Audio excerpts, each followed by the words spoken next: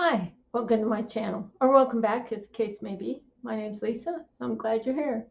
If you take a liking to this, I'd really appreciate a like or a subscribe if you really like what I'm doing, and you can certainly find everything that I make. I'll link it at the end of the video. I'm talking today about this storm of misinformation, disinformation, downright lies, all mixed with information that's actually true, but it's often either depressing or terrifying. And all of this stuff is coming at us from every direction.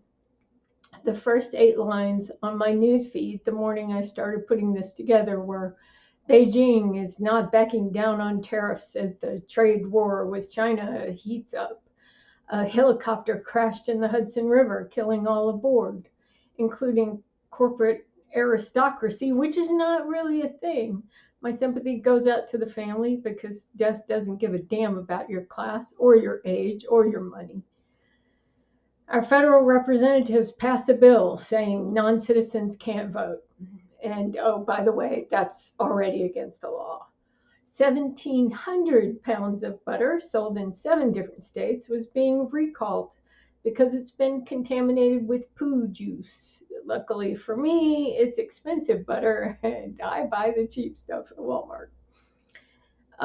Sadness reigns because a star I've never heard of was diagnosed with Lou Gehrig's disease, but right next to it was Gladless because another star that I've known for 40 years or so, Tim Allen, his newest sitcom was renewed. So pleased.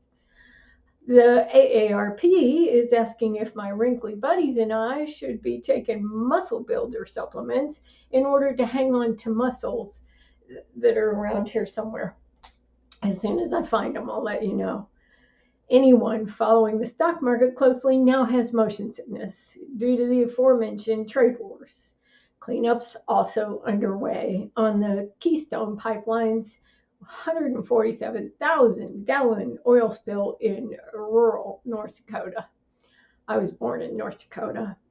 More than 90% of North Dakota is rural, so rural was kind of outside the point.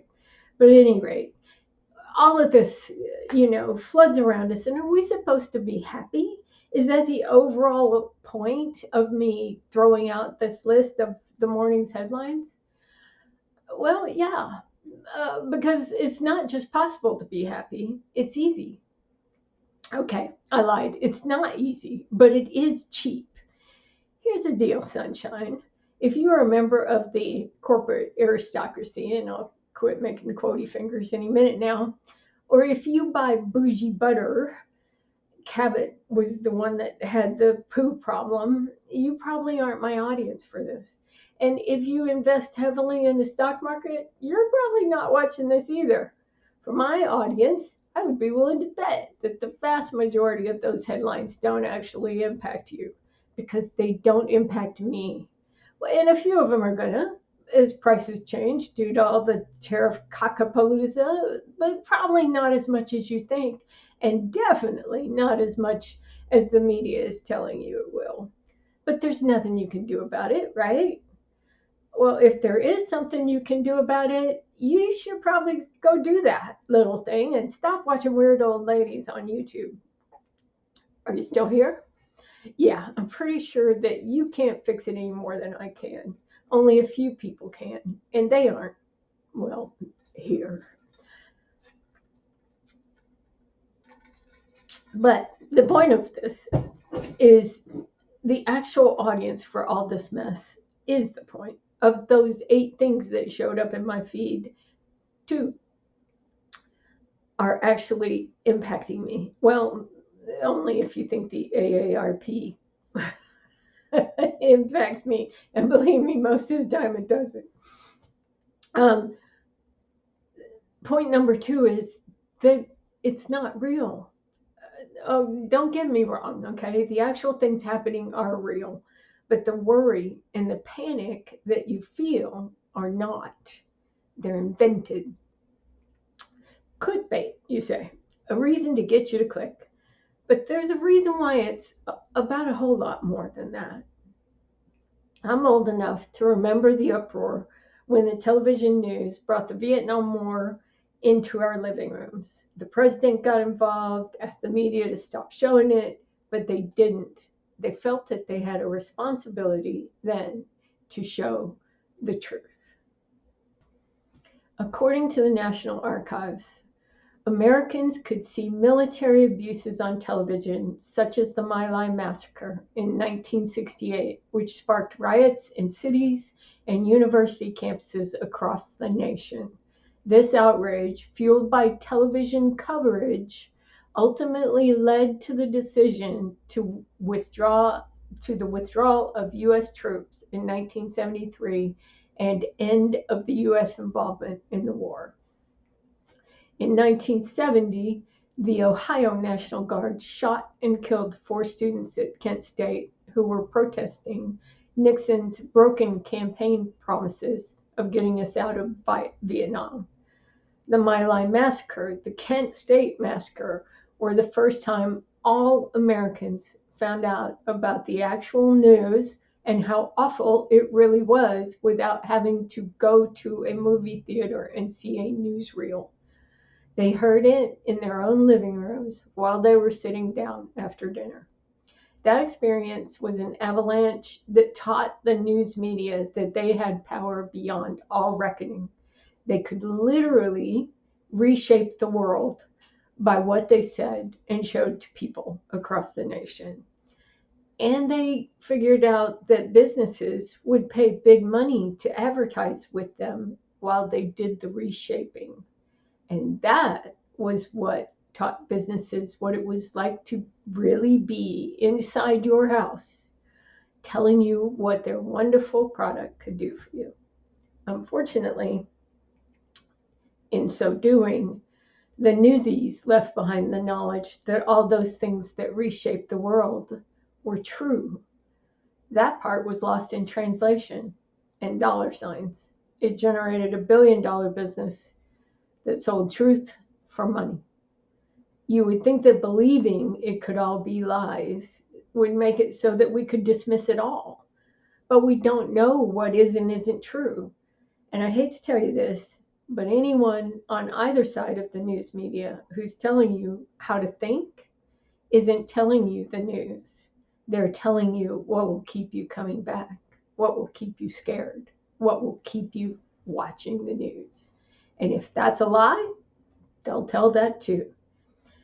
They are all in the business of that stupid guy in school who tells you your fly's undone. They just want to make you look. That's where the money lies. I know this because of my vivid memory of the history, but also because I was the managing editor of 3 different newspapers in my home state of Texas. Small papers, but we made the same choices the big ones made. What do we say? How do we say it so people will buy it? But because they were small papers, I also got instant feedback, like the family that was in my office telling me I had broken their mother's heart. I wrote about their brother. He had broken into a junkyard, stolen a car that was still running, crashed the gates of the junkyard with it, sped away from the cops that were after him, and when the junker he stole inevitably broke down, he ran on foot into the pond in the middle of town and drowned because he could not swim. The biggest thing to hit that town in years in terms of news, and it was all true. But what broke that poor woman's heart was that I noted in the story that the boy had just gotten out of jail. She was afraid that's how he'd be remembered for eternity. So when a lovely little 65-year-old woman crashed her car through her own mother's storefront on the town square, I didn't even put the picture in the paper. She had mistaken the gas for the brake, and she was sitting on the sidewalk crying when I ran up with my camera because I could literally hear the sound of the crash from my newspaper office. Well, I buried the piece on the inside of the paper because people wanted to know what had happened, but it was just a few words because I didn't want to break another mother's heart. Perhaps I wasn't meant to be a journalist. But believe me, neither are those who put that mess in front of all of us now. That's not journalism. It's mental and emotional terrorism on your phone 24/7. There really is only one way to stop them, and that's to ignore them. I told you. Out of those 8 things, 1, maybe 2, were actually interesting to me. When I'm reading on my computer, I scroll down muttering, don't care, don't care, don't care. Oh, that's interesting, and click on it. I don't click on much, and then I walk away. On my phone, because I'm too lazy to carry my laptop in the bathroom, I swipe them off the screen, muttering the same thing. I know that the next generation knows how to ignore things because I know my generation does too. And anything that smacks of a scared story gets canned immediately. Won't click on it, won't read it, no matter what the subject. These stupid advertisements that are coming out right now that say Target store is closing for 24 hours with the implication that it's for some kind of protest. Yeah, that's because it's Easter Sunday coming up. At any rate, that one makes me mad.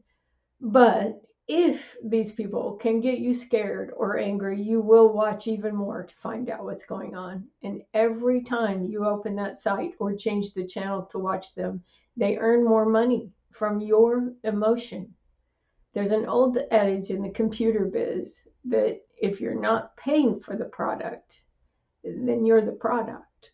Did you pay money for that newsfeed? No? Well, your clicks are the product they're buying with your fear. But here's the deal. You, yes, you have the ability to stop it. And it's really easy. And it's really cheap. Walk away. Stop watching. I watch YouTube 90% of the time. And no, they're not paying me any money yet. Maybe someday. That's up to you.